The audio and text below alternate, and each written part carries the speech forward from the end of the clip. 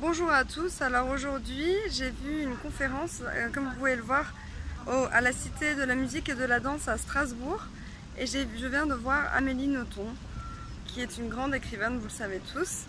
J'étais enchantée, elle nous a fait rire, on lui a apporté du champagne comme d'habitude, c'était très drôle.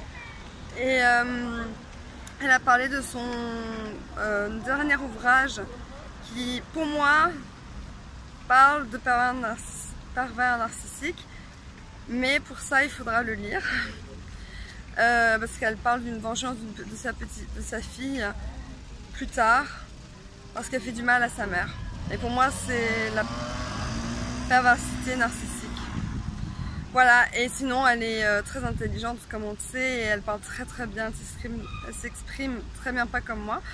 Et c'était vraiment un rêve de la rencontrer, j'ai déjà vu à la télé, et donc voilà, je suis très contente, et je vais vous mettre les vidéos, le peu de vidéos que j'ai prises d'elle pendant la conférence, juste après la vidéo. Bisous. On vous reçoit donc aujourd'hui pour votre 27e roman, Les prénoms épicènes. Alors chaque année on a l'habitude, le nouveau Nothomb est attendu comme le Beaujolais nouveau, comme les grands champagnes aussi, voilà. J'aurais aimé avoir déjà une explication sur ce titre, parce que c'est vrai que quand le titre est paru avant certains... Plus précise de dire les prénoms mixtes. Vous savez, les prénoms qui conviennent aussi bien à un homme qu'à une femme, sans que rien les différencie du masculin et du féminin. Par exemple, Dominique, Claude, Camille et tant d'autres prénoms encore. Je me suis toujours demandé quel effet ça faisait de porter un prénom épicène. Est-ce que c'était une grâce? Est-ce que c'était un poids? Est-ce qu'on pouvait s'amuser de cela?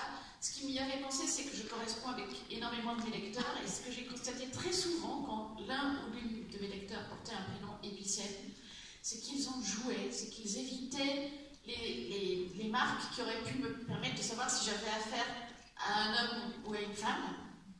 Et ce qui fait que généralement, après 3 ou 4 lettres, je finissais par poser la question. Excusez-moi, êtes-vous un homme ou une femme? Et dans pratiquement tous les cas, la réponse était devinez. C'est pas facile.